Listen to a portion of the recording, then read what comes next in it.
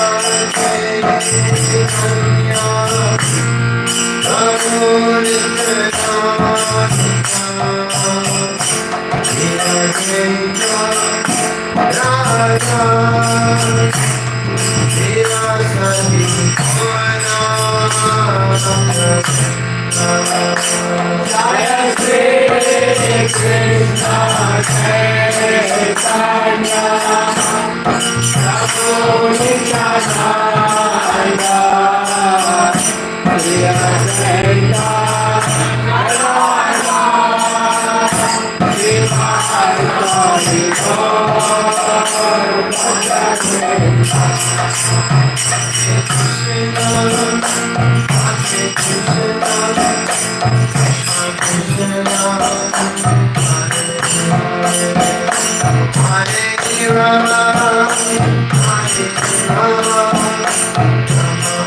Gadadhara Srivastava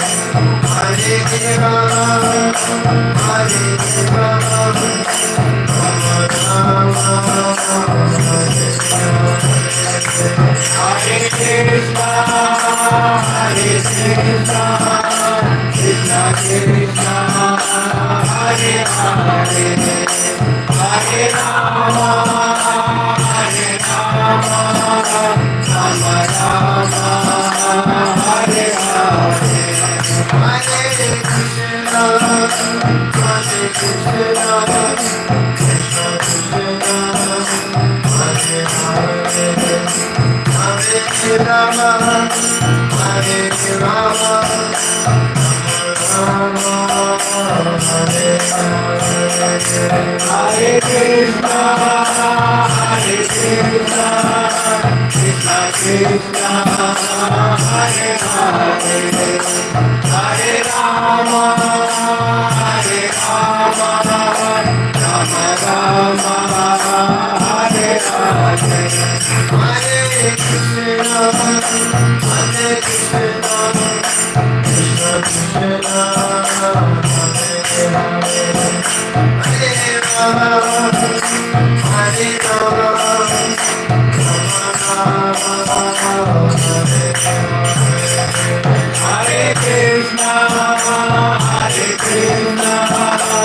Krishna Krishna, Hare Hare, Hare Rama, Hare Rama, Rama Rama, Hare Hare, Hare Krishna, Hare Krishna, Krishna Krishna, Hare Hare, Hare Rama, Hare Rama, Rama Rama, Hare Hare, Hare Krishna, Hare Krishna, Krishna Krishna, Hare Hare, Hare Rama, Hare Rama,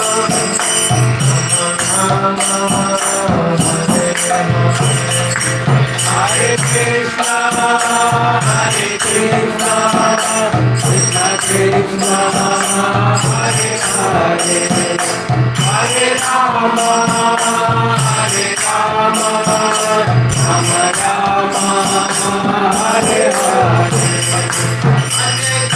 Krishna, Hare Krishna, Krishna Krishna, Hare Hare,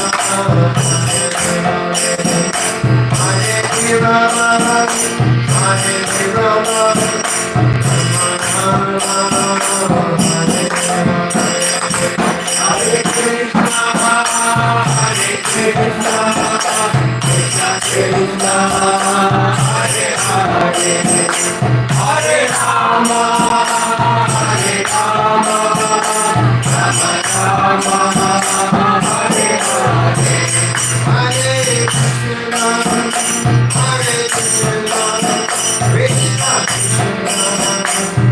Hare Hare, Hare Rama, Hare Rama, Rama Rama, Hare Hare, Hare Krishna, Hare Krishna, Krishna Krishna, Hare Hare, Hare Rama, Hare Rama, Rama Rama, Hare Hare, Hare Krishna,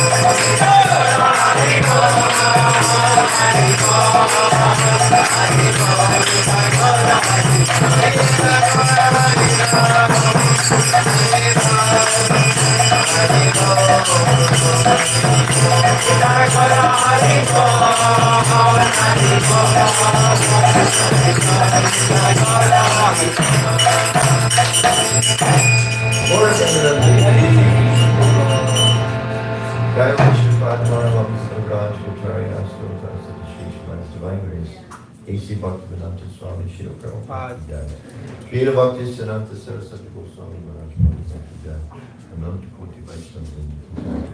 All glories to some devotees.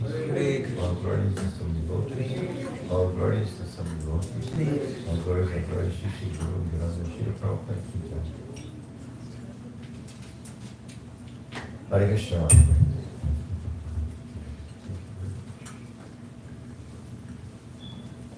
If you could put the top of the harmonium here, that'll make the table a little bit higher. Thank you.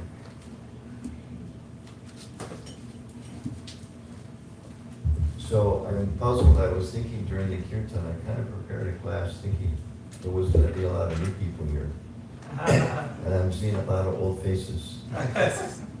So, not old faces, you're all young faces, because you're eternally youthful servants of Krishna. But seeing many devotees that I know, so I'm not sure whether what I was planning to say would be particularly appropriate.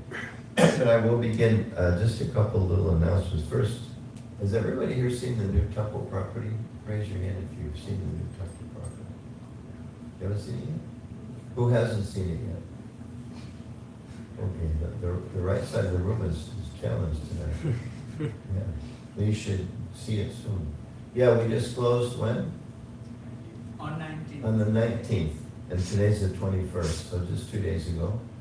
So congratulations to the whole community. And every time I visited for the last several years, they would take me to one or two places. And I would think, or ooh, or oh no. And this time I was like, oh, this is a nice place. It needs work. The Christian consciousness is about work, right? When Krishna was speaking to Arjuna, he said, yes, Arjuna, this is going to take some work. And when Prabhupada's spiritual master told him, yes, you go to the West, he knew that was going to take some work. And when he landed here, he really knew it was going to take some work. Right? You read those prayers. When he landed in the Boston Harbor, he realized it was going to take some work. But really, it's a beautiful piece of property. A lot of temples around the country are expanding now and either building new places or purchasing places and turning them into temples. And the potential there is just really phenomenal. And tomorrow I'm going to see the inside of the building. I didn't actually even see the inside of the building. I'm just looking at the grounds. It's what, more than 4 acres. 4 acres. And that's on a nice hill, a lot of grass, a lot of trees. Needs some work. But most of what needs to be done, on the outside, is pretty simple. You know, it's seems to be pretty simple work, so it's a really wonderful opportunity. So I'm sure Krishna Balaram are reciprocating with all of the prayers of the nice devotees here for their hard work over the years. So I want to just draw that to everybody's attention. My thanks for that. And also, second thing, sometimes I make fun and I say this is for the ladies, but actually it is for the ladies, but it's for the men. Thus the ladies benefit.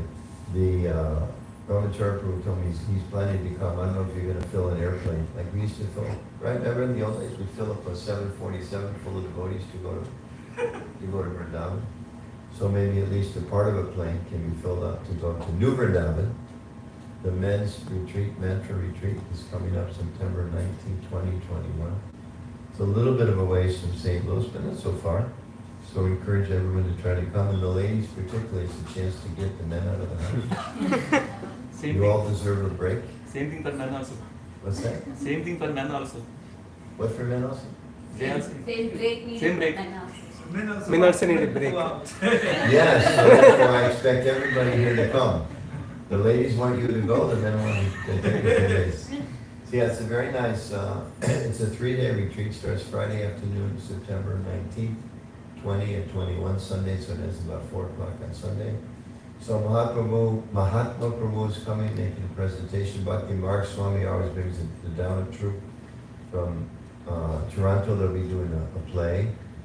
And so Mahatma Prabhu, Gopal Hari Prabhu is presenting this year. 2 others. Who else is presenting? Brajbihari Prabhu, for this kind of resolve. And also Brahmatirtha Prabhu. Many of you know the book Perfect Questions, Perfect Answer. So he's the one that's going to be coming in another panel presentation. And then there's wonderful kirtans, and of course the deities in New Vrindavan are especially beautiful. They make special prasadam every year for the men. We have a big bonfire outside the palace, and then a big feast inside the palace. This year, Kaladri Prabhu, who was there with Prabhupada in the early days of New Vrindavan, will be kind of sharing some. He's moved back to New Vrindavan. He'll be sharing some of his memories of Prabhupada. So that'll be the talk around the fire. So all the men, please come. Give the ladies in your life a break. And all the ladies, just tell the men how much you just really, simply for their own good, they should go. Okay, but we all know who it's really designed for. 5 devotees are registered. So 5 devotees are registered. From St. Louis. Very good. Have you registered online? You need to register online. 8 so far. Number 1. Yeah. Very Wow. good. We have been talking about That's very good. I registered. You gonna come? I'm gonna come. Is he 9? Yeah, he's coming. Is he He's 10? coming. No, He's yes, coming. we are part of the You're team. coming. Okay, very good. Thank you. And did you come last year? No, this is First time. First time. Okay, good. You'll like it a lot. It's very nice. It's very good. Wonderful. So please make sure everybody registers. We sent that email, the one that we got from you. Then you went online and registered and Yeah, on Yes, the sir. link. mantra.org, I think. Okay, good.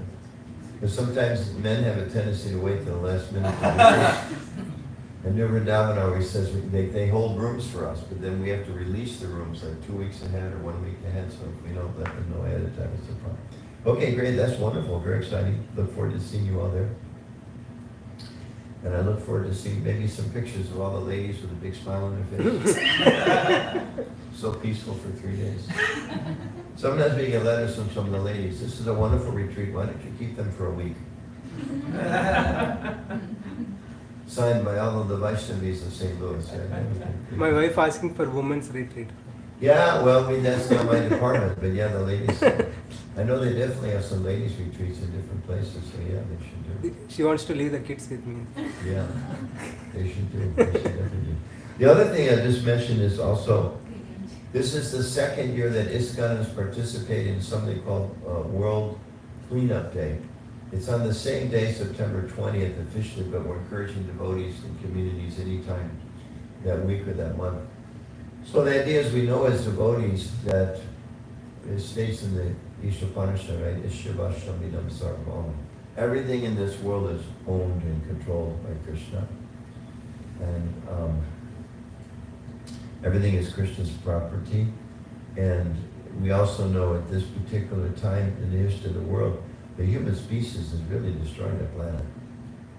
I think I mentioned when I was here last time before, there's several of these, but the biggest one is called the Great Pacific Garbage Dump, I think.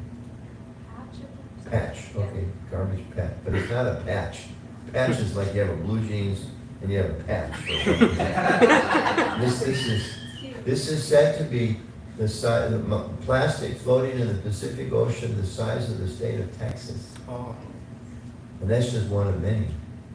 So I was very happy here because they brought me I thank the host, he brought me a reusable plastic container. Thank you. Sometimes, we don't think about it. I know, like toothpaste, and what do you do with toothpaste? It comes in a plastic container. Our whole culture is just based on it, but at least we can minimize what we can do. And this particular day has been going on for 10, 15 years, and now it's kind of like co-sponsored by the United Nations. And last year we had about 20 ISKCON communities participated. And this is very simple. It's just go out and help clean things up. It's just simple. It's not any like chemical solution, or we don't have to go protest in front of the Capitol building like that. It's just a question, like where I drive between my home and the temple, there's one of the routes is just like goes down some nice wooded area. And for some reason, people just throw trash there. And it's like it's a rich area. So these aren't like poor people throwing their trash out. It's like wealthy people. So I just went there. I spent like about 2 hours, maybe 3 at the most. And personally, by myself, got 6 huge bags full of trash, just walking maybe 100 meters in the woods. And the next time I drove by, I have to admit, it feels better. It feels different. It feels like we're honoring Krishna's planet, because it is his planet. Sometimes you see, I think last time when I was here, I think so, when I drove to Kansas, I was driving down the road, and I was going by one car, and I saw like this bag, like, just fly out the window. And I thought, oh my gosh, this lady's got a window open and she doesn't realize her trash is falling down the road. And less than a minute later, another one flew by. It was like a McDonald's bag or something like that, from a fast food place. And I realized she knows what she's doing. And she had a bumper sticker. I forget what the bumper sticker was, but some kind of social cause on her. But I was thinking, I felt like pulling up next time. Excuse me, your bumper sticker says, but you have to live it. So in the same way as devotees, we have to be careful. We have to make sure that we live our values. Sometimes the thought that like when you become a devotee, like you could say, okay, Bhagavad Gita, Krishna tells Arjuna, okay, Arjuna, it's all illusion. I'm God, you're my servant. And then therefore Arjuna would say, yeah, I got it. I'm abandoning my duty. Right? I'm a king. Obviously you don't want me to try to rule the world because it's all illusion. Obviously you don't want me to serve Yudhisthira because he's not really my brother. I'm not that body. Right? Like we know in the early years, a lot of devotees, they would write a letter home to their mother the first time and say, dear mom, I found the truth. You're not my mother. That didn't endear a lot of parents to the Hare Krishna movement. I had one devotee in Denver, I was a bhakti leader for a short time, his name was Bhakti Herb.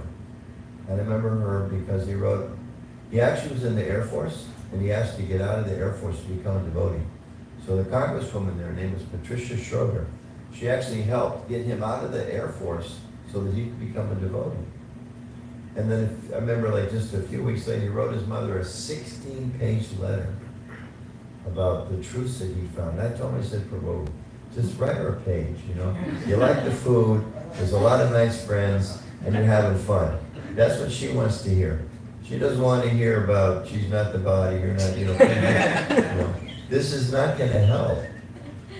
And like within a couple months, he was gone, you know, because he like, in a sense, like had a fanatical desire to get out of the Air Force, and then kind of a fanatical desire to be Hare Krishna, and then a fanatical desire, I don't know what he went to next. But Krishna consciousness is not like that, it's very practical. So in the Gita, Krishna explains the whole Bhagavad Gita to Arjuna, and then at the end he tells him, okay, go fight, right?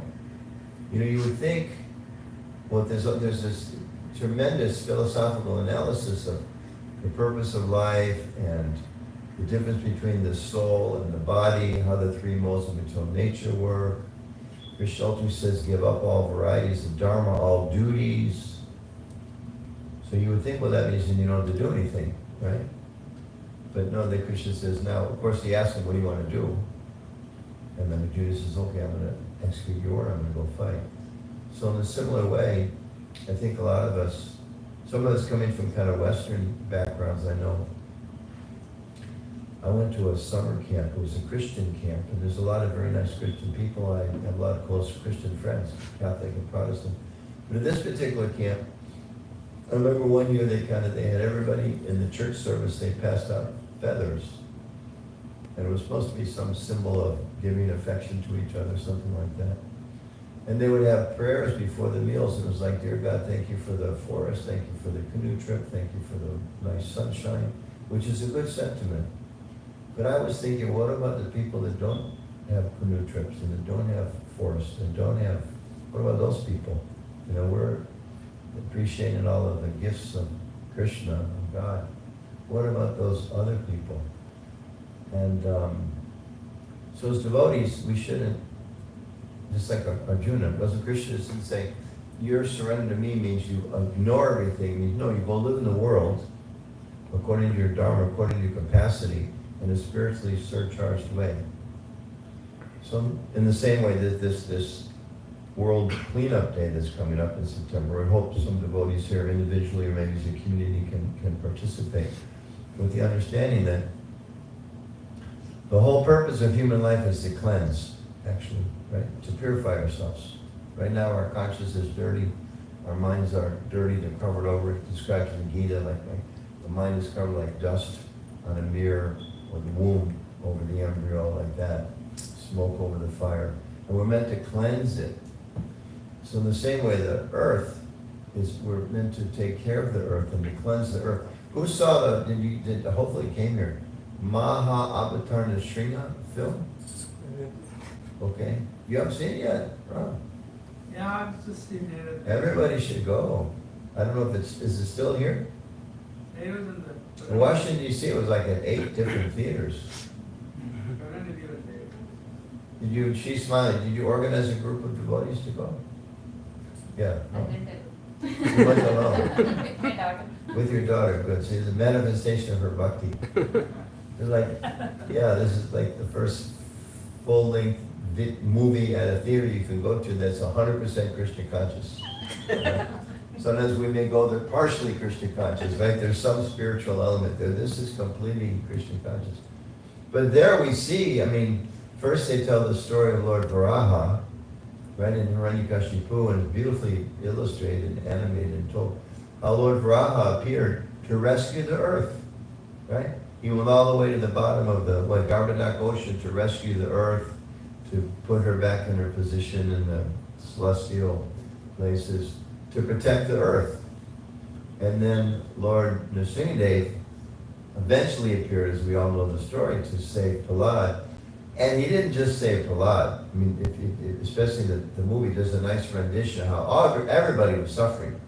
under Hiranyakashipu. It was terrible. He was torturing people some ways.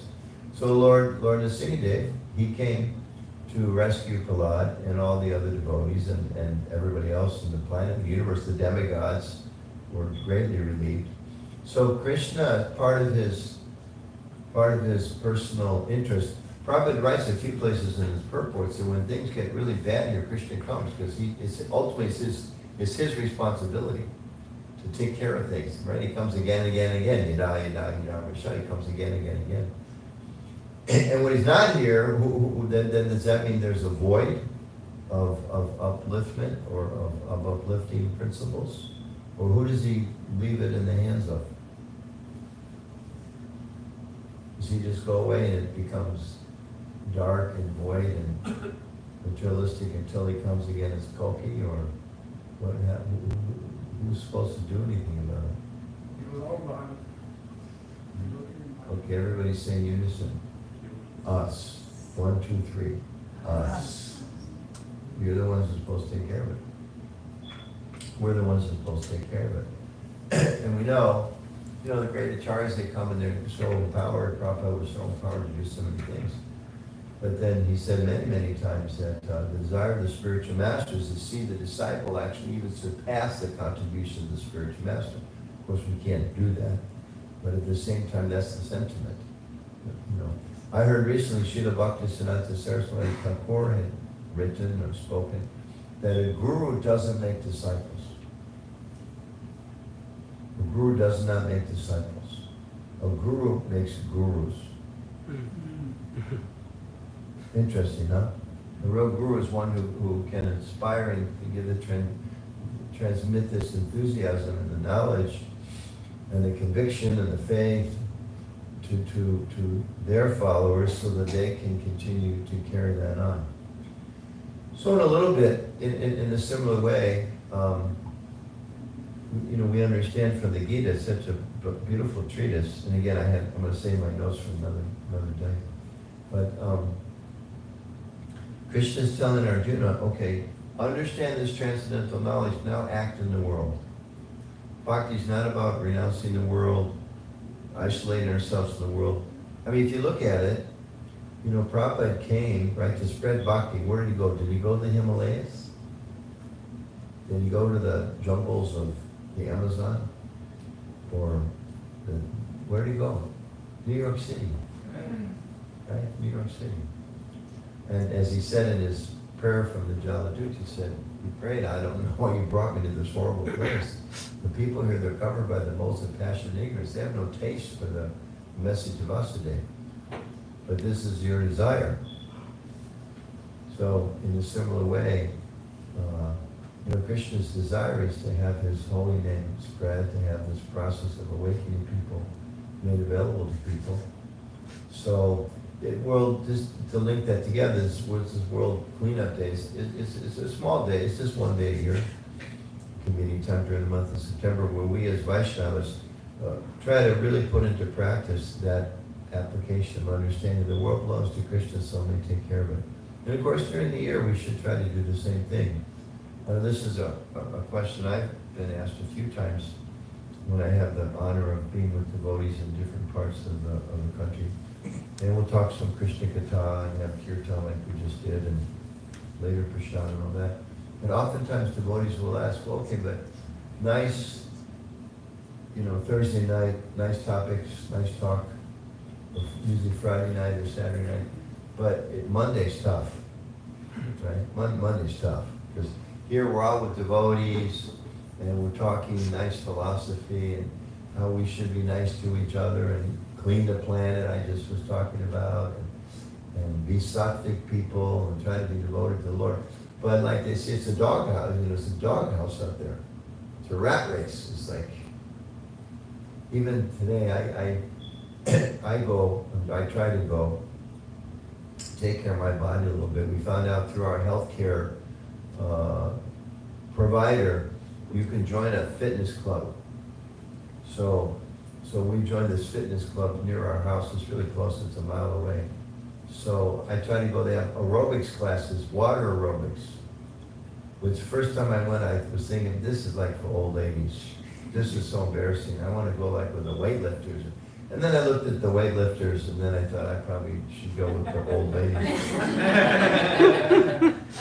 And it's actually quite a workout. I don't know if any of you are getting older and you want to, it's great. It's a real workout for like an hour. But I mentioned this because I noticed, it was so funny, because you have to kind of space out swimming pool, a bunch of old people in a swimming pool, and you got to move and kick and this and that. So you got to move apart from each other. So there was one lady, she even looked Indian, I hope not, but she was just like maybe 15 feet away.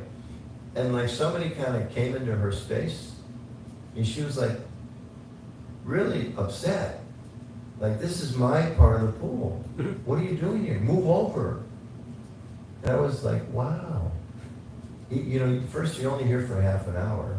Second of all, you don't own the pool. Third of all, it'd be a lot easier just to move to the right rather than get upset with the person to the left. And fourth, it's going to make you miserable all day long. And fifth, do you have any kind of knowledge at all that you're supposed to be nice to people? It was just, and I was really surprised because it's such a small thing. I was thinking, boy, this is really Kali Yuga. Something as small as that. And of course, we see it. You drive down the road and people are honking. Here they're nicer. I'm trying to. We went a couple times. He's like merging into the road and whatever. In Washington D.C., they run right over you. It's like honk, zoom, zoom, zoom. Here they're more polite. But oftentimes you see people are so they put themselves under so much pressure and so much stress and so much anxiety that they end up mistreating each other in so many ways. So devotees, how are we supposed to maintain any kind of Krishna consciousness in that kind of environment? You go to school and, you're working now, or you're in university, you've got postgrad, what are you doing? Yeah, university and working. Okay, doing both. So I'm sure everybody at the university, they're like trying to encourage each other to be spiritual, right? But they talk about it in class every day. When you go to work, they all talk about, actually whatever you earn really belongs to God. And we want everybody to try and give as much as possible to Him. And live simply, whatever you do. When the boss gives you the paycheck, they remind you, remember, live simply and use this money for a good cause, right? As they put a note on the check, right? We know that, unfortunately, they don't do that, right? They don't do that. So, what are we to do? And if you think about it, that's what Arjuna was faced with. It was like, Krishna, you give me all these nice instructions. Those are like mean, to use a modern expression, those are mean dudes over there. Those are not nice people. They've lied, they've cheated, they tried to kill us a bunch of times, they tried to poison us, they tried to disrobe and dishonor our wife, and done so many horrendous things. How am I supposed to live in that environment? And of course, in that situation, it meant you fight with them. But for most of us, what does it mean? It means we try to practice Krishna consciousness even in the most difficult circumstances. So when we go to work and everybody's materialistic, we may not be able to say, hey, you should just chant Hare Krishna and then you'll be more peaceful. That's a little too abrupt, right? Even in medicals, right? A medical doctor, sometimes they give you, they know you're going to need surgery, but they got to get you stronger first, right? You hear about that a lot of times. People go for some surgery. They say, we can't operate now because his or her body's too weak. We got to get their strength back, and then they'll be able to handle the surgery. So people are kind of like that. They're not, a lot of times, a lot of people, they can't take the kind of the straight medicine and just give up materialistic life and serve Krishna. But they can see an example of devotees of actually, I just read the other day in the purport in the Bhagavatam, where Prabhupada's in the section about Dhruva Maharaj, and he's talking about how in this age, all the finer sentiments of life diminish, including, and of all the different things, the one he chooses to list there is kindness. Kindness, being kind to people. He talks about as one of the things is diminished in this age. Hare Krishna, Prabhu. Hare Krishna. Thank you for coming. Sure. And we know, right, when devotees take initiation, some of us here, we've taken vows. So, we take vows, no illicit sex, no intoxication, no meeting, no gambling. And then sometimes, hopefully they told us ahead of time. The purpose of those is to uphold truthfulness, mercifulness, compassion, mercy, compassion, cleanliness, right? Austerity or self-discipline. So it's not just that we you don't eat meat, we're trying to become compassionate. It's not that we don't just not gamble, we want to be truthful, etc. It's not that we just avoid illicit sex, we want to become clean in everything that we do. So those things we can practice in the way we interact with people in the world, and thus, set an example for others, so that we ourselves, we take as much nourishment on board from our Krishna conscious practice as we can, and then we try to share with others. If we can't do so directly, we do so indirectly by exemplifying what it means to be a devotee. And in this way, we never find ourselves in a situation where there's no scope to practice. Like we may think, well, I'm going to work, I can't chant japa at work, so we don't serve Krishna at work. We don't remember Krishna at work. We don't think we're in university. We don't think about how I should please Krishna by the way I do whatever I'm doing now.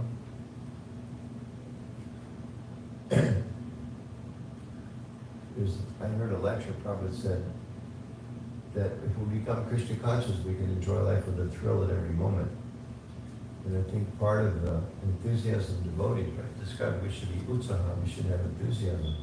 That at every single moment, when we become a little purified and we think that actually Krishna's at every moment, in every situation, with whoever I'm with, wherever I am, whatever I'm doing, Krishna's there, and there's an opportunity within that moment to remember him, to think about him, and to serve him, and to try to spiritualize that situation.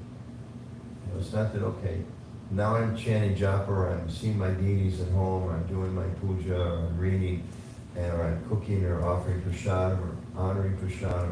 Now I gotta go to work, now the material energy comes in. It shouldn't be like that. It should be like, well, now I have a different set of circumstances to practice Krishna consciousness. Different set of challenges, different set of opportunities. And asking Krishna, how can I do that? And if we ask like that, then as it's described for devotee, ultimately we want to come to that stage where devotee never feels, Prabhupada said, I never feel separation from my spiritual master because he's with me always at every moment. So we want to come to that stage too, where it's not like, okay, I have a little bit of Krishna consciousness in my life in the morning or once a week or something like that, but how am I Krishna conscious every day, all day? It doesn't mean all day long we're wearing tilak or dhoti or sari, whatever, but whatever we do, how do we make that Krishna conscious? So that all goes back in terms of what can we do in terms of practical way.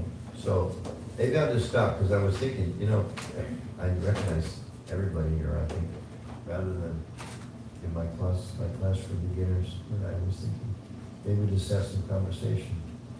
Because it is a fact, this is a sangha, means it's a spiritual association of people that in a very materialistic world, in a very materialistic time, in a very materialistic society are saying, I don't think I want to go the way they're going.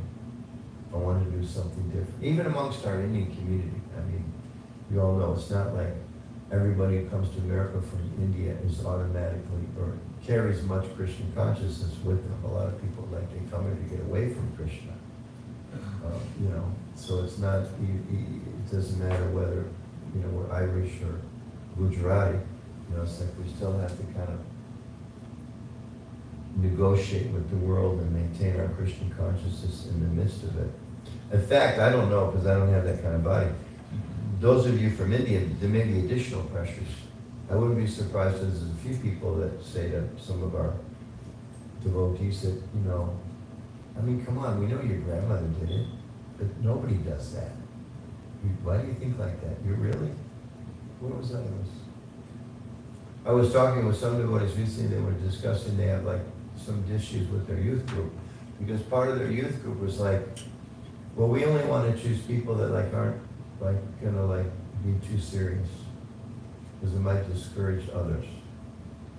I was thinking, well, it seems like if you can have a youth group, you can have really serious practitioners and not so serious practitioners.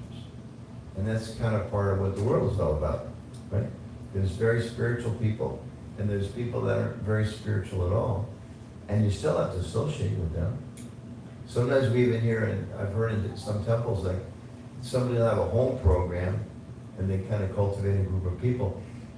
Hopefully this doesn't exist anywhere anymore, but I've heard in the past, I saw it with my own eyes, like, don't go to the temple.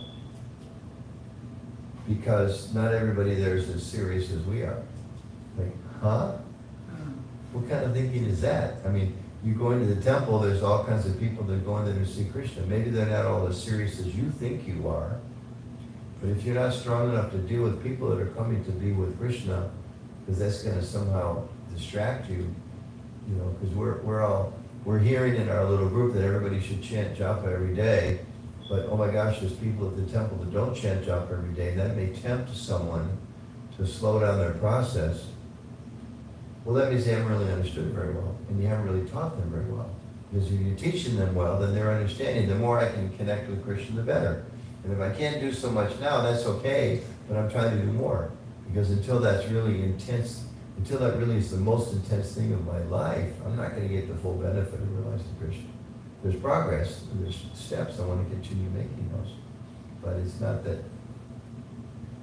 you know, people have to think like, you can't associate with less serious people at all, because it's going to, you can't associate with more serious people, because it's going to stir your mind. No, it's a sangha of devotees. We're all trying to become Krishna conscious. So within this sangha, anything you'd like to discuss, or questions, or comments, or the small group, how are we doing in our spiritual life?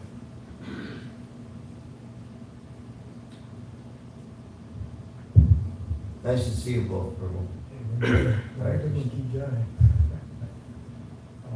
I was thinking that statement, you know, books are the basis, purity is the force, Utility is the principle, Yes. preaches the essence. I think maybe you could explain, how did that come up? Oh, God. Well, I think there's some question if all four parts came from Prabhupada. I don't know if all four of those came from Prabhupada. I mean, we know Prabhupada said preaches the essence many times. He definitely emphasized utility, right? I've heard that he said that, what's the term, devotees are the most, not utilitarian, something like that. Anyway, practical, that, you know, that they use everything in Krishna's service.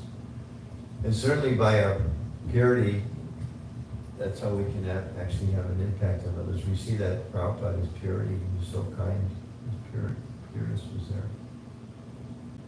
So I don't know the exact history of it, but I've heard some discussion. Well, no, it directly came from Prabhupada. No, it was more an interpretation of what Prabhupada had said, but important guidelines for us. I was just thinking, seems like you were concentrating a lot on utility. Yeah. Yeah. Yeah, oh, you know, I mean, if we're not becoming purified, then we won't have the strength to withstand Maya's temptations. And Maya's really good at her service. She's a great devotee. Like Krishna says, okay, Maya, keep all these people here that aren't sincere. So she's really good at providing excuses for not being serious or being distracted. And what's kind of interesting, we've been around now, and many of you have been around for some years. We see that sometimes devotees come and they become empowered and they take on more and more responsibility, and they take on sometimes positions of authority and leadership and governance, and even become initiating gurus, and then they crash. Something goes wrong, they're not careful, they commit offenses, whatever happens. And then they're gone for years, and then they come back. Which I find fascinating, and further proof of Krishna's all-attractive potencies, and further proof that the material energy, because in a broader sense, we understand it's our whole theology and our whole cosmology, that the jivas put into the material world go through so many different forms of life and bodies, and eventually come to the point of accepting Krishna. If you decide you don't want to again, okay, great, back in the cycle of birth and death. Okay, and then, okay, you go around as many times as you want to, but eventually we realize, what am I doing here? This is really dumb. I know in my life, some of the things that I still wrestle with as far as material attractions were some of the things that, if I'm honest, gave me more pain than anything else in my life. It's like addictions, isn't it? You know, we know that we live in a world full of addictions. And people that struggle with addictions, a lot of times, you know, they have some realization that whatever, this alcohol's killing me. You know, I lost my wife, I lost my job, I almost got killed in a car accident or whatever. But I'm still drinking. This stuff is, it's horrible for me, but I can't give it up. Or, you know, drugs and different kind of things that people get addicted to. So the same thing that seems to offer pleasure actually is the source of greatest misery. So that's Maya's kindness, really. Prabhupada writes in the Gita, he says, the so-called feeling of happiness in this material world is actually the greatest enemy of the conditioned soul. Because those little glimpses of pleasure we get, that makes us think, oh, maybe I'll try it one more time. I mentioned this summer camp, I just remember now. They would, every year they would have like, the first night, every little group cabin of kids would have to do some skit. There was one skit, some group did every single year, it was really stupid. But like people crawling across the stage. Every kid had to be involved, right? So there's a bucket on one end of the stage, and then one kid walks out, water, and he like dies. Another kid comes out, water. So a little further, he dies. Another kid, water. So one after another, whatever, all 10 of them, so it's like, oh my gosh. So finally one kid's water. And he makes it to the bucket, and he pulls out his comb, he dips it in the water, and combs his hair, picks up and walks off stage. Oh. That's material life. You know, it's like, I'm looking for some happiness, I'm looking for some real genuine love and reciprocation, and I fall in this false concept of what I need. And, you know, meanwhile people are dying of thirst left, right, and center, but they don't really know what the opportunity is.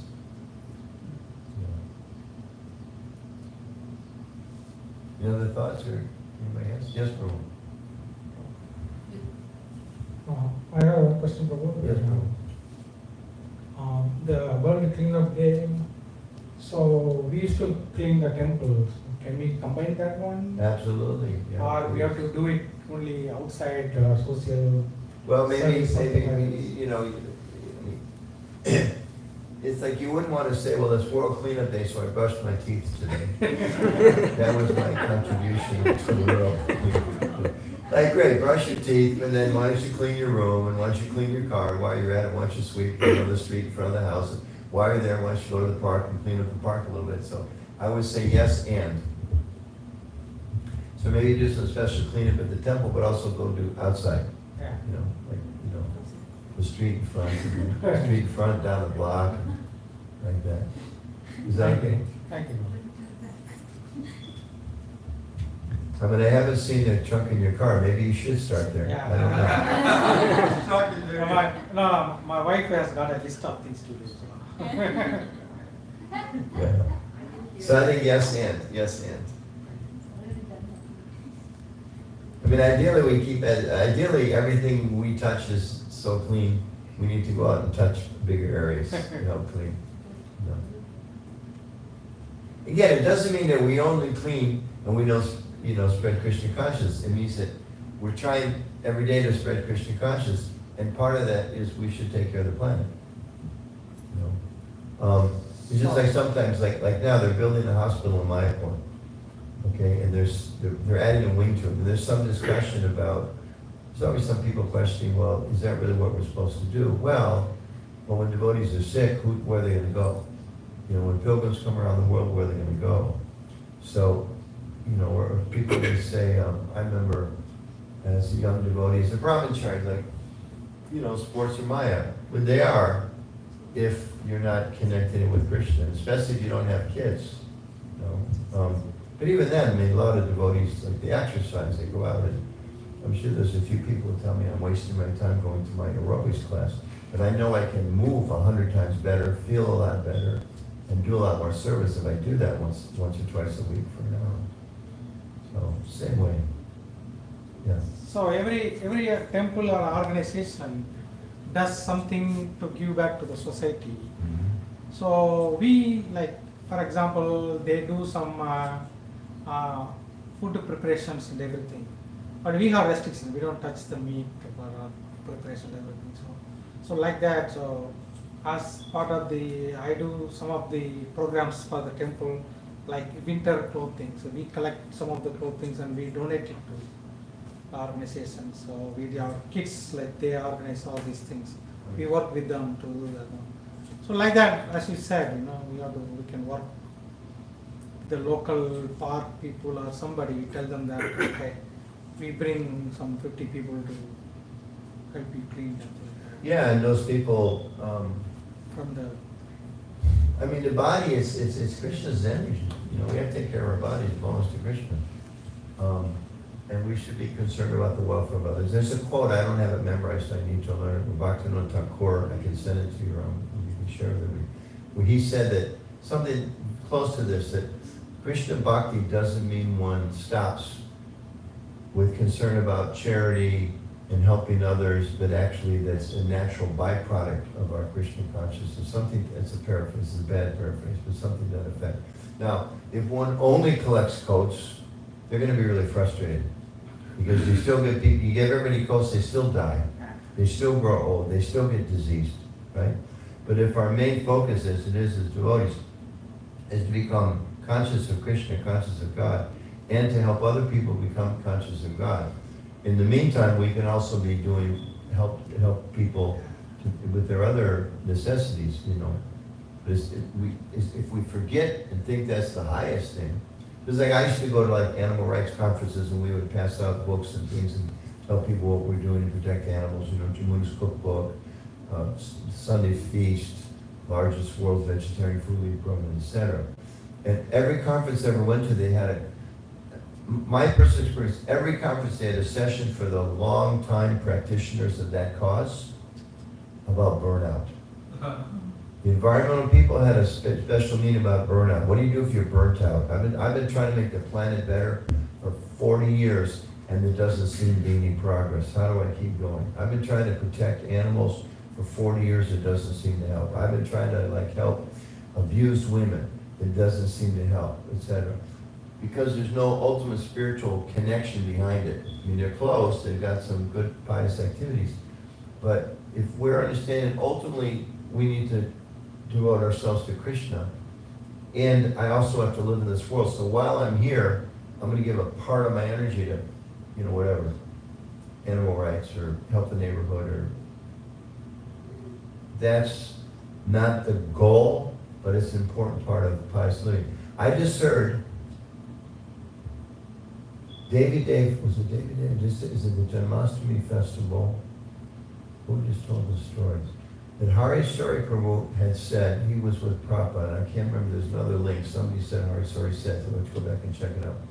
Prabhupada was on a train, and there was a very beautiful young woman, and she was with her husband, he said the story, there's 500 people in the room, so he couldn't ask clarification. She was with her husband who was paralyzed, some serious physical disability. And she was caring for him and feeding him and obviously, doing a lot. So Prabhupada was looking at her, Prabhupada said, this is Krishna conscious. And the devotees were really surprised. What do you mean this is Krishna conscious? Prabhupada, she's not wearing kunti mala, she doesn't change japa, what does it mean? Prabhupada said because, how do you explain it? Because she has the opportunity for sense gratification. Because she's an attractive lady, she could dump him. Prabhupada didn't say that, but adding to it. Okay. She has the opportunity for sense gratification, but she's giving that up out of the duty to care for her husband. Prabhupada said, Krishna says that's what we should do, and therefore, even without knowing it, she's serving Krishna. That's Krishna consciousness. Like the broad-mindedness of our understanding is so great. And a lot of times, we reject the materialistic world because people are doing so many things without any spiritual purpose behind it. And today, there's a lot of, we really appreciate people who become vegetarians, but we know statistically a lot of people become vegetarian for a short time and then they give it up. It's a really good cause without a spiritual foundation to it. They quit, it's too much trouble. And it's too convenient to eat meat once in a while. But as a devotee, it's we have a foundation to do that, and we can be more committed to that principle. So by adding Krishna to their piousness, and the pious things are all part of being Krishna conscious. Prabhupada says again and again in the Gita, we should live in the mode of goodness. But that in itself is not enough. But it's a jumping off point. So we live in the mode of goodness and we add Krishna. Is there any definite guidelines for the temples to service the society around them? Like, for example, Food for Life. Some temples are following the Food for Life program and everything. So, what do we suggest? We don't have specific guidelines, but I mean, that's encouraged. And just to clarify that point, somebody may say, look, I'm a brahmachari, or I'm, a preacher, I'm a book distributor. I don't want to be collecting coats for people in winter time. That's great. Go for it, Or somebody may say, well, I don't want to get married and have a bunch of kids. Yeah. Well, that's fine, but if you get married and have a bunch of kids, Krishna-ize it. And if you want to do charitable work, Krishna-ize it. You want to take care of there's one has a desire or a vision to try to help save the planet, Krishna-ize it. And at the very least, don't think because I'm a devotee, I don't care about the cold people, I don't care about I don't care about the planet. We should care about those things and encourage people that have desire to function differently. Just like if you got desire to do more kind of social welfare things, that's great. Don't give up chanting to do that. Yeah. Don't look at that as an opportunity. Because it practically works out too. You meet people who say, wow, this is wonderful that the Hare Krishnas are doing this. I didn't know you did those kind of things. What else do you do? Yeah. Well, why don't you come to our temple, we'll find out. Or you do an amazing work. Why don't you come and talk to people at the next, mayor's council on how to help people in the city. Yeah. And you're up there telling them that, my spiritual master, Srila Prabhupada, he told us about the Bhagavad Gita, and there's a few people in the room that really pick up the essential spiritual message. The other people, at the very least, appreciate what you're doing. Maybe they'll donate to the temple, they'll help us in so many different ways. It just becomes an upward movement instead of the downward pressures that are there in the world all around us. Yeah, but the thing is that we are very good at preaching people. Immediately when we meet new people, we have to do something for the society so that they know that Hare Krishnas are there, they are doing this sort of work. Thank you, bro. Yeah, some of us are more inclined to do those kind of things than others, so that's fine. Thank you. So for a lawyer, be a lawyer for Krishna. Yeah. At least be an ethical lawyer. It's possible. Thank you. Hare Krishna. Yes, Prabhu. I had exactly same question as Prabhu, and you answered, Prabhu. Exact same question. Exact same question I had, and you answered. But how much we should be involved? Should we be actively involved in the social service activities, or occasionally? What's your take on it? I think it depends on the individual. Some people want to chant and read and serve the deity, and that's all they want to do. Fantastic. But at least be nice to the person that comes to visit the deity, or that listens to you give the class. Don't be like, well, I'm reading. I remember just before I became a devotee, I was in Boulder, Colorado, stayed at some house, camped in the backyard of some Buddhist place, and there was one lady there who had just come back from a retreat on Buddhism, and I was really excited to learn. So I asked her, can you tell me what you learned? And she said, I remember very clearly, she said, well, one thing we learned is that you should only do one thing at a time. And right now I'm gardening, so ask me later. So right now, I'm worshiping the deities, don't bother me, right? Well, why is the deity there? The deity's there so that people can come and connect with Krishna. Prabhupada even said, if you're the only pujari in the room and somebody comes, you should stop the arti to greet the guest. Now, we don't want to abuse that and misuse that, but ideally we make sure there's somebody else there. But in that just kind of gives us an idea what's the purpose of it. So I think the question is,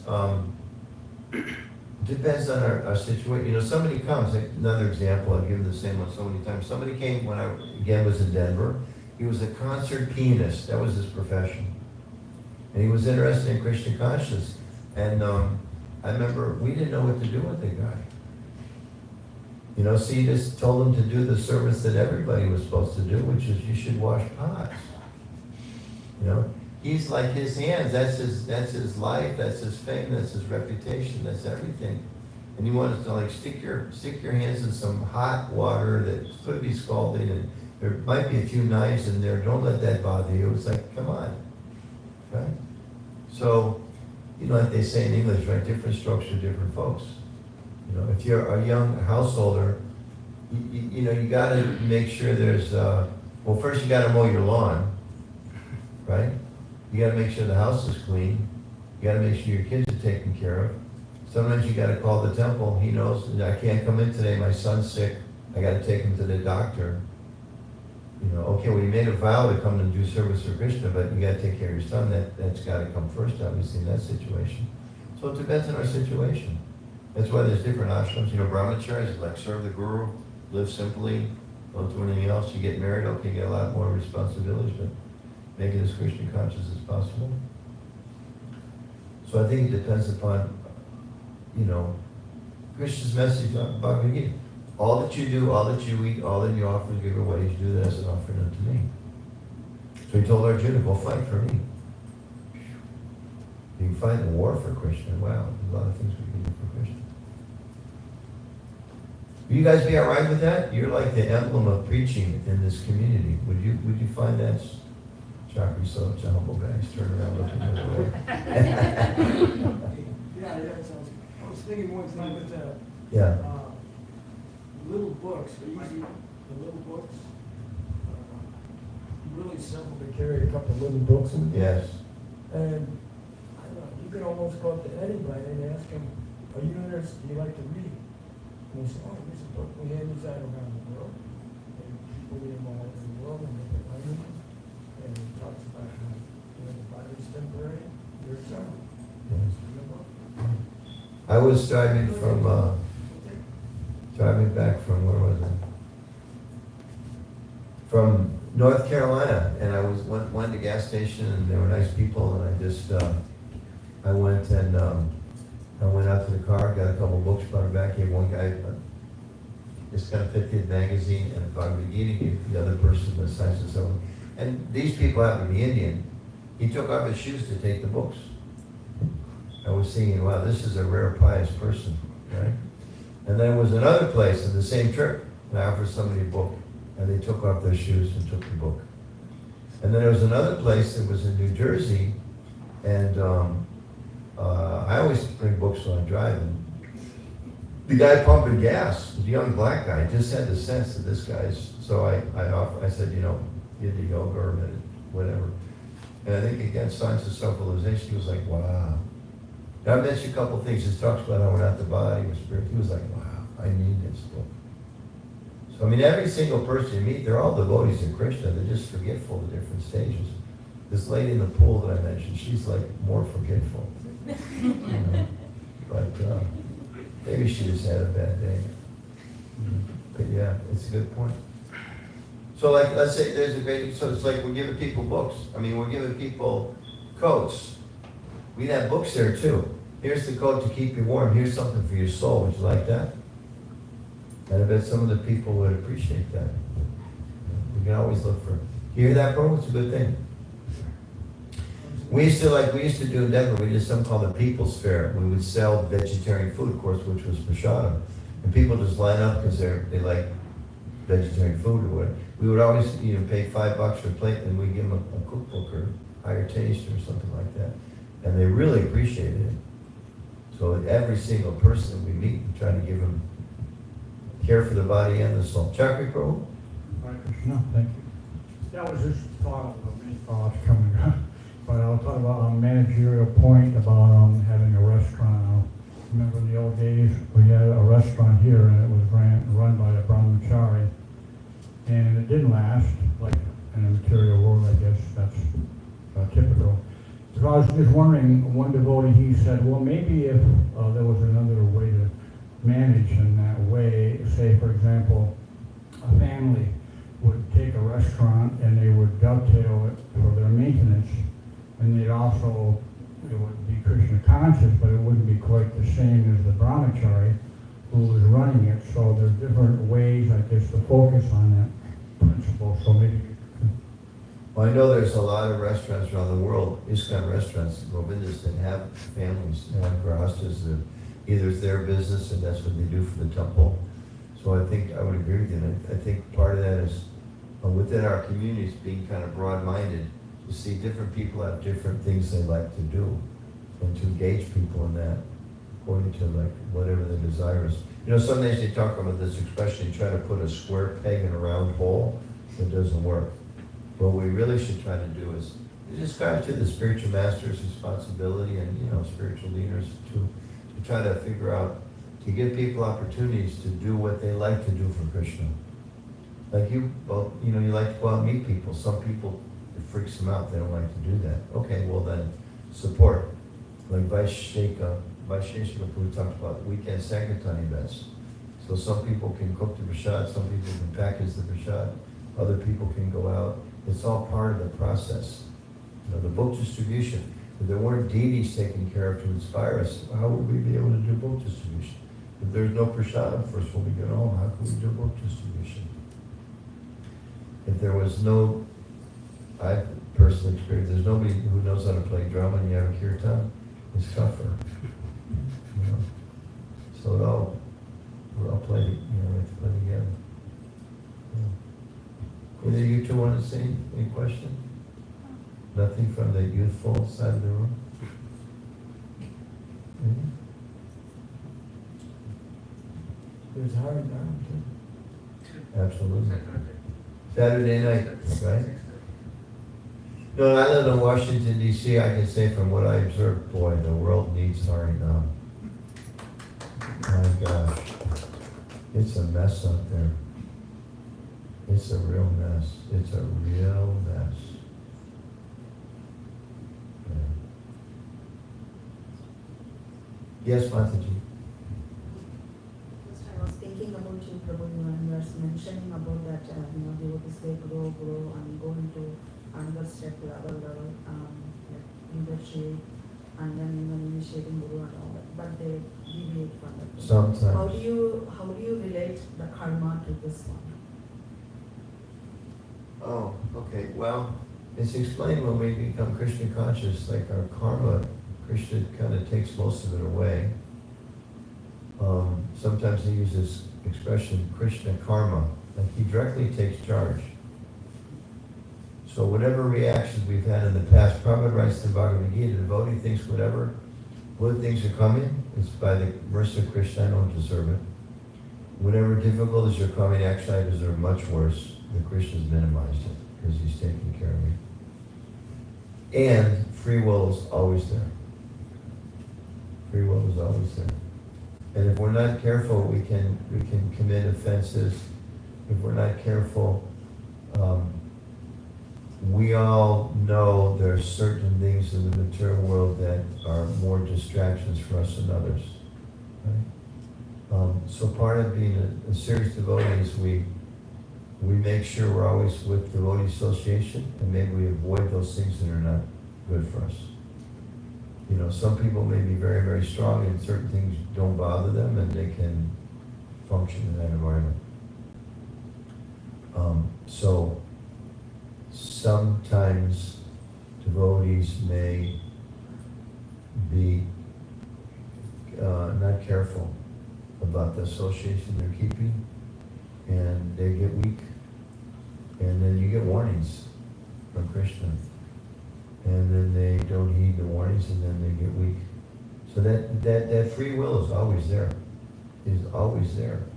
I mean, I don't know if this is actually, I can remember as a new devotee, I don't know if Prabhupada describes it someplace, but you know, sometimes like you're in the airplane on the way to the spiritual world, and they used to talk about, don't look at the heavenly planets.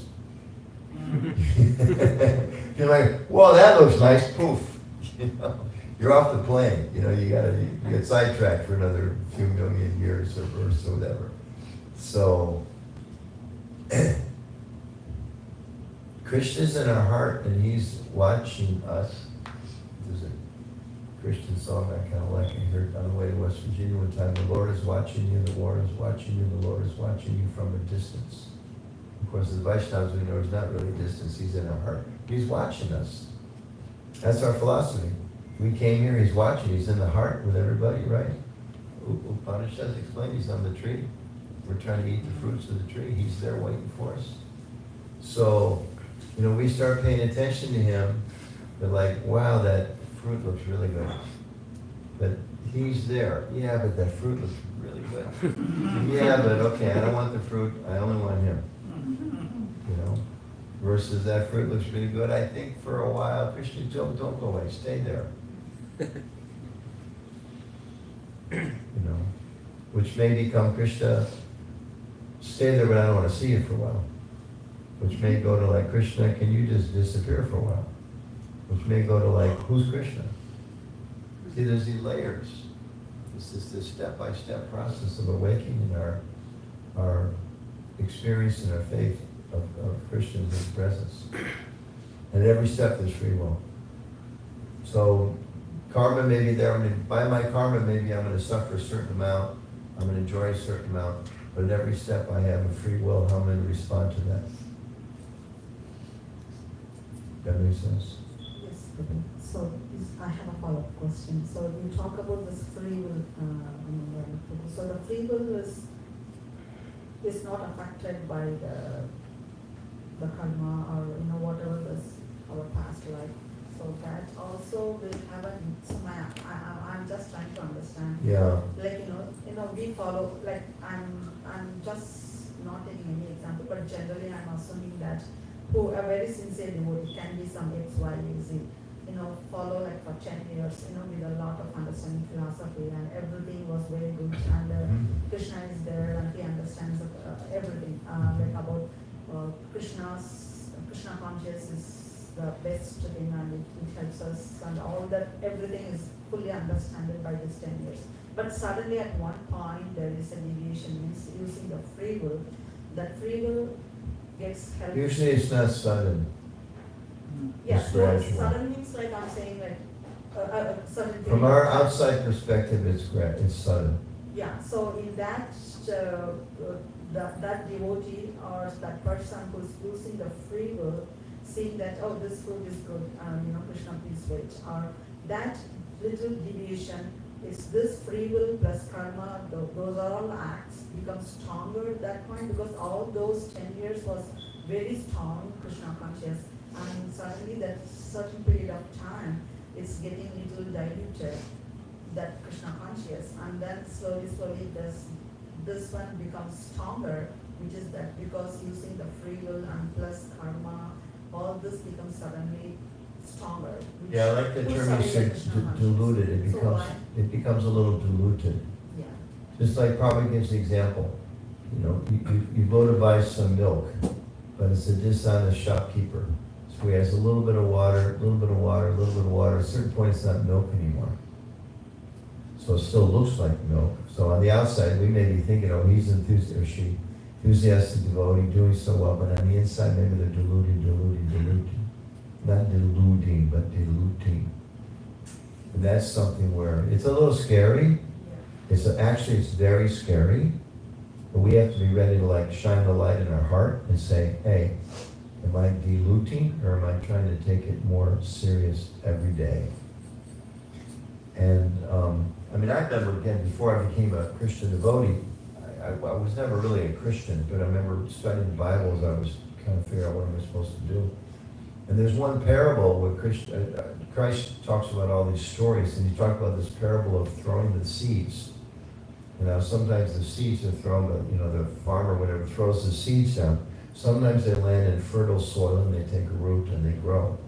Sometimes they fall on the stones and they can't take root.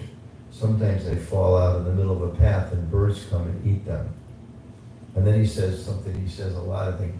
Whoever can hear, let them so hear. And when I read that, it just scared the heck out of me. Because I had a sense that he's talking about spiritual knowledge. And it's like everybody gets this seed that maybe there's something higher, there's a greater reality we're supposed to seek. And some people, the other one was that sometimes it takes a plant, it grows up and then the weeds choke it off.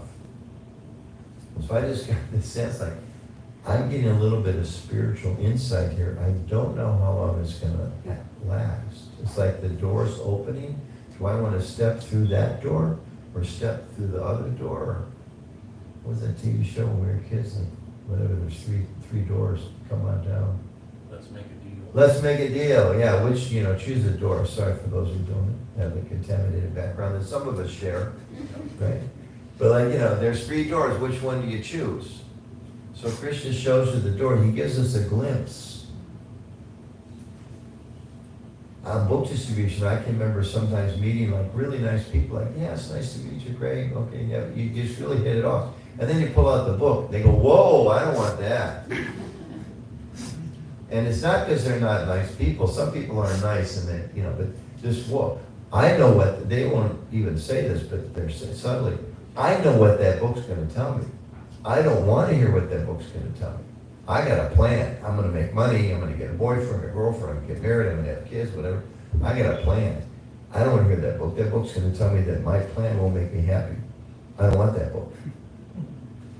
So the same way, sometimes it's like, okay, Krishna reveals in our heart, here's the next step. Or in the Shastra, the Guru, or the Vaishnavas, it's like, I don't know if I want, can I just stay here for a while, Krishna? And, he kind of might let us, but then he might say something else, like, okay, while you're staying there, are you sure you don't want to check this out? As long as you're not very serious about your spiritual life right now, so you want to kind of take it easy. Okay, well, while you're taking it easy, Maya may say, why don't you check this out? You never really had this material experience. Here's another option for you. And that's the whole material world is for that purpose. It's like, we want it, we get it. We have to be careful. We have to be careful, we have to be serious. And even if we're not very strong, Krishna will help us, but we have to, it's described in the Shastra that you want liberation or we want liberation. Very easy. Easy to get out of material, the scripture says. Very easy to get out of it. You want heavenly planets? Easy. Of course, we know it's not very easy, but relatively it's easy. Liberation is easy. You want pure bhakti? That's tough, because that means Krishna gives himself to you. God, the source of the entire universe. We don't even know how many ants are on the trees within 100 feet of us. That's how vast it is. The whole universe, he becomes, as we read in the scripture, this movie, right? The Srinivas says to Prahlad, I want to become your servant. That's the nature of the Supreme Personality of God. It's like, this is like serious relationship. He's ready to give himself to us. He's not going to do so if we're not serious. And how do we know if we're serious? How does he know if we're serious? He has an agent named Maya, whose job is to make sure we're serious. And if we're not serious, it's fine. We can stay here for long. This is where it gets scary. Bhagavad Gita and Acharyas, they say, we can stay here as long as we want. We won't be happy. Sukha, dukkha, birth, death, old age, and disease. But we have that. We can do that if we want to. We hope, right? I gotta be serious. And if we're not so serious, at least associate with serious people, and then we'll become serious. One time, my wife actually, when she came very early, she was asking Prabhupada. Prabhupada was speaking about, we have to become sincere, have to be sincere, have to be sincere. And she asked him, Prabhupada, how do we become sincere? And he shot back, how do you become a thief? And she said, well, I guess you associate with thieves. He said, yes. You want to become a thief, you have to associate with the thieves. You don't try to steal things in broad daylight. You pick up the science by associating with them. So the same way, we want to become sincere devotees. If we associate with devotees, we'll become sincere, become serious. It was either sincere or serious, I can't remember, but probably become that. You have to associate with those people. Which you're all doing. It's Thursday night. You can do all kinds of different things, but you're here because you're trying.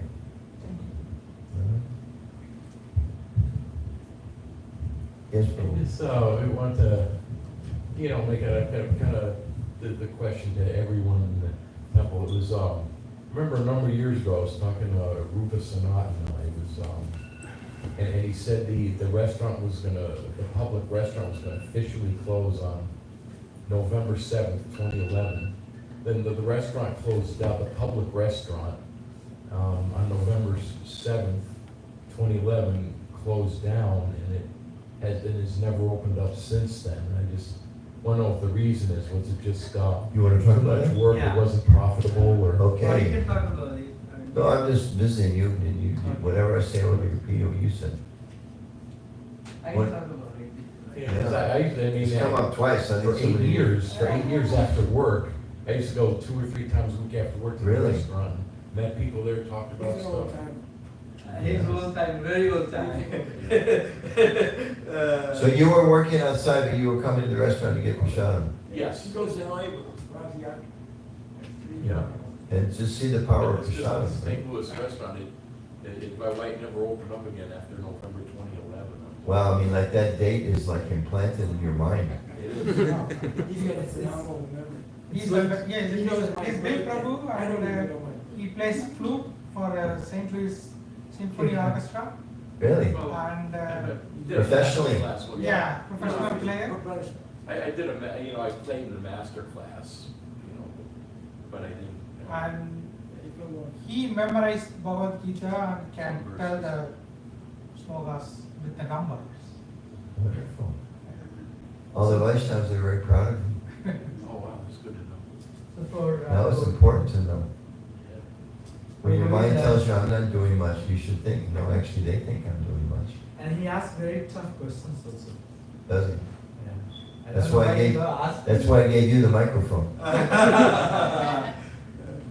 So for Govind, I just wanted to quickly talk that we had a team of devotees. We have been working, many of you, I think many of you know that we have been working, and we had an audit. In fact,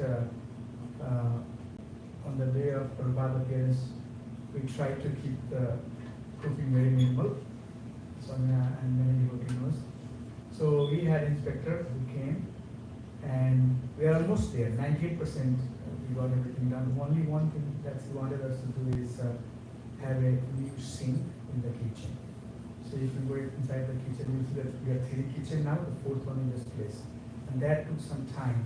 Otherwise, by now we should have the permit, health permit. So we really went there, talked to the people, tell them that we had Govinda before, and some of the people who are working there, they knew about Govindas. They have been to Govindas, like we do.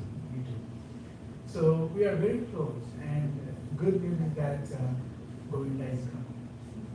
And I'll let you know it's coming. We are almost there, and I think both of you know too. Kind of people posted that too.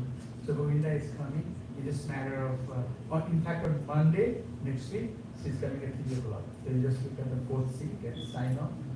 So once the permit's there, then you could actually open again.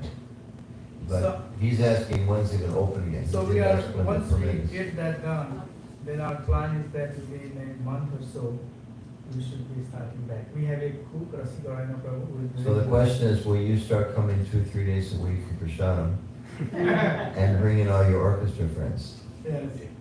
I'll bring myself at least. Okay, good. Good. He also helps us with Green Tree Festival. It's a festival that happens in Kolkata. And he's the one who works with the team, gets the spot for us. And then we go there. When is that? 13, 14 September, right? September 12th, 13th, and 14th.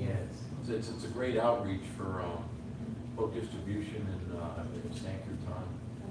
So the good news on that is we are also going to get the permit for max disengage. So we can go outside and we can sell books, sell gifts and everything else.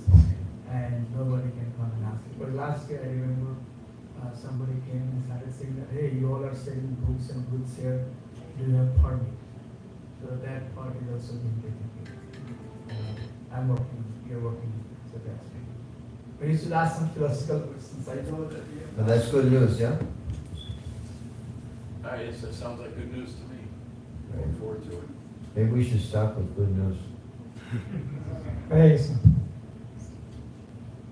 Was that confirming that we should stop with good news? Do you have something? that's all I had for tonight. Okay, thank you. I just want to quick announcement. Prabhu is here, so round of applause. He's very busy, but still Prabhu, you came here, thank you so much. And I know it's working day, so tomorrow you will see bigger crowd. Normally on weekdays we see some bigger crowd, but people go to their work, by the time they get home it's late. So hoping tomorrow we'll have more crowd. In the morning we are going to start Mangala Aarti 5 o'clock, and then we'll have a Bhagavatam class 7:30 to 8:30, 1 hour. So we'll be sending the Zoom link. I know many of you cannot come in person, just join over Zoom. And then after that we'll go to Harvard Day. Harvard Day has a yoga group. Rupa Das Prabhu is leading that. So we'll go there and be there by 12 to 1 will be session with the yoga group. And then our plan is to be back by 4 o'clock latest. And then evening we are at Ashok Prabhu's house, Dr. Ashok Kumar Prabhu's house. That's the plan for tomorrow. And then day after tomorrow, in the morning we have Bhagavatam class after Mangala Aarti. And then around 2 o'clock we go to the new temple and we let Prabhu go around and look at it. And many of you who have not been there, if you'd like to come, please come and see the new place. And then in the evening, as usual on Saturday, we go for Harinam. So all of the devotees who wants to come and be part of the Harinam, please come on Saturday evening 6:30 at the mark. We have Harinam. And then Sunday morning, Prabhu is leaving for Kansas City. So only for 3 days here, we'll try to serve as much as possible. But it would have been nice if you had stayed here for our Sunday feast. You would have seen bigger crowd, more people. But I know you are very famous. Thank you for. I'm going to Kansas City for quantity, I was there for quality.